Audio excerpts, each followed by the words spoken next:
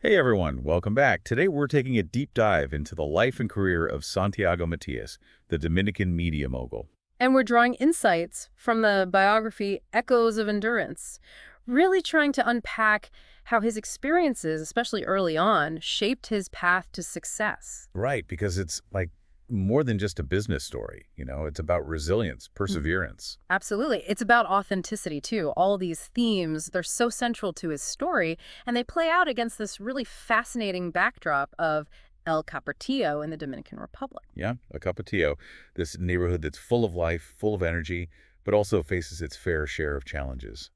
The book really hones in on how those early experiences growing up there shaped him. And you can't underestimate that, right?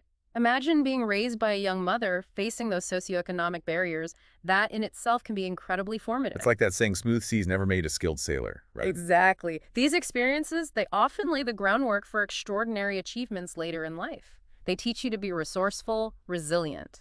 In Santiago, he could easily been defined by those challenges. But instead, what you see in the book is how his family, especially his mother, instilled this really deep-seated belief in his potential. It's that internal belief system, right? That's Yeah, where resilience often starts. That and a strong support system. Psychologically, that combination, it's like having armor, especially when you're navigating adversity. it makes me think of that story from the book about Santiago's early music career. He faces so much resistance from the industry for wanting to, revolutionize Dominican music. Oh, absolutely. He encountered so many obstacles, people doubting his vision, doubting his ability to break through. A million different no's, basically. Right. He could have easily given up, said, okay, maybe this isn't for me, but he doesn't. He uses those setbacks as fuel. It's a textbook example of perseverance. He had this vision, this unwavering belief that he could take Dominican music to a global stage. Right? And it wasn't just about him. Absolutely not. He wanted to uplift his community, change the game. It's that sense of purpose, that desire to make a real difference, and that can be incredibly powerful. Think about what motivates you, what gets you up in the morning. Is there something bigger than yourself that you're working towards? It makes you think, for sure. And speaking of people who believe in a shared vision, let's talk about Santiago's relationship with his friend, Control. Their bond, it's a testament to the power of having those really genuine connections. 100%. They went through thick and thin together, especially in those early days of their careers, Control even opened up his home to Santiago when things were tough. which speaks volumes about their bond. They weren't just colleagues, they were true friends, brothers almost. Having that kind of support system, especially in an industry as unpredictable and often ruthless as the music industry, is invaluable. Totally.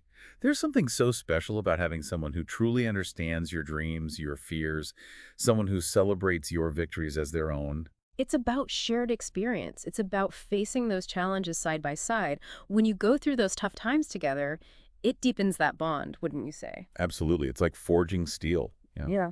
And beyond his peers, Santiago also sought out mentorship, which I think is really important. Oh, incredibly important. He recognized early on that he couldn't do it alone.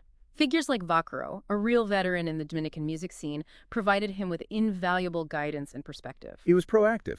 He didn't just wait for opportunities or advice to come to him. Yeah. He sought them out. Exactly. He had that hunger to learn, to grow, to evolve. He understood that mentorship, it's not about handouts, it's about gaining wisdom, about avoiding potential pitfalls by learning from those who've walked the path before you. Do you have anyone like that in your life? Someone you look up to, someone you can go to for advice? Definitely. We all need those guiding lights, those people who can offer a different perspective. But, even with those strong connections, those mentors, Santiago, he wasn't immune to criticism. In fact, the book doesn't shy away from that at all. As his profile grew, he faced a lot of scrutiny, especially from the media and Dominican elites. And what's so fascinating is how he handled it. He had this motto, right? Don't love me, understand me, which is such a powerful statement. It's like he's saying, look beyond the surface, look beyond the headlines, and try to understand my journey, my motivations. Precisely. He wasn't interested in superficial validation. He wanted genuine understanding. That takes guts. Yeah. I can't imagine facing that level of public scrutiny. That's a lot of pressure, but that's where his resilience shines through again. Instead of crumbling under that pressure, he developed these incredible coping mechanisms. He really mastered the art of filtering the noise. So he didn't just absorb the criticism, he actively chose how to engage with it. Exactly. He understood the difference between criticism intended to harm and feedback offered for growth. And he was very deliberate about protecting his energy and focusing on what truly mattered. It's a skill we could all benefit from, wouldn't you say? Learning to discern between noise and valuable feedback. 100%. It's so easy to get bogged down by negativity, especially in today's world. But Santiago's approach, it's all about mental fortitude. Okay, so we've got resilience from his upbringing, perseverance in his career, and the power of surrounding himself with the right people. And we're just scratching the surface, because next we have to dig into this really intriguing duality of Santiago's personality. On one hand, you have this incredibly meticulous businessman, always strategizing his next move. But then there's Alafolk, his more provocative, unfiltered public persona. Classic Santiago, right? This fascinating blend of meticulous planning and bold self-expression. It really is.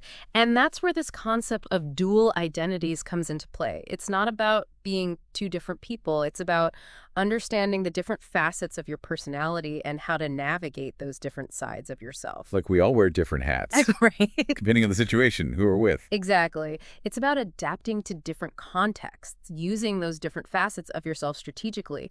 And Santiago, he does this masterfully. He understands when to be the calculated businessman and when to unleash the bold, unfiltered Alafolk. That's like he's a master code switcher. Exactly. And that kind of mastery, it doesn't happen overnight. It takes a lot of self-awareness, emotional intelligence, and adaptability. And those are all qualities that we see reflected throughout Santiago's journey.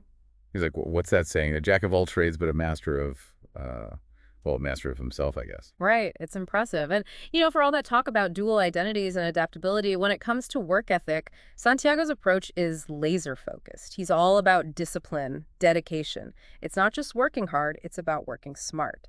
The book really digs into that. You can tell he sets a high bar for himself. But it's not like this external pressure. It comes from a place of passion, a genuine love for what he does, even back when he was starting out, hustling. You can see that fire in him. Exactly. That's what we call intrinsic motivation, that internal drive. He's not just chasing a paycheck or recognition. He's doing it for the love of the game. It's contagious, honestly. Yeah. Reading about his energy, his dedication, it makes you want to attack your own goals with that same intensity. But let's be real, building a media empire, it can't be all sunshine and roses, right? There must have been moments when the pressure was immense. Oh, absolutely. There's this one part in the book where Santiago opens up about his struggles with anxiety. And I have to say, it's incredibly refreshing to hear someone in his position speak so candidly about mental health. He even talks about experiencing panic attacks, which anyone who's been through that knows how debilitating they can be. It's a good reminder that everyone has their own battles, even those who seem like they have it all, Taking care of your mental health, it's so important. It's crucial. And I think Santiago's openness about it, it's a real service, especially in a world that often glorifies the hustle and downplays the importance of well-being. For sure. It's like everyone's trying to project this image of having it all figured out. But the reality is we all struggle sometimes. Exactly. And asking for help, taking a break, practicing mindfulness, those aren't weaknesses. They're signs of strength and self-awareness. Totally.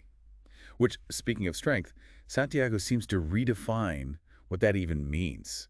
Like when he talks about success, it's not just money or fame, right? It's about impact, about empowering others. Right. It's bigger than himself. He talks a lot about his responsibility to give back, to create opportunities for others, to use his platform for good. He said in an interview once, "Success without a purpose is like a beautiful song with no melody."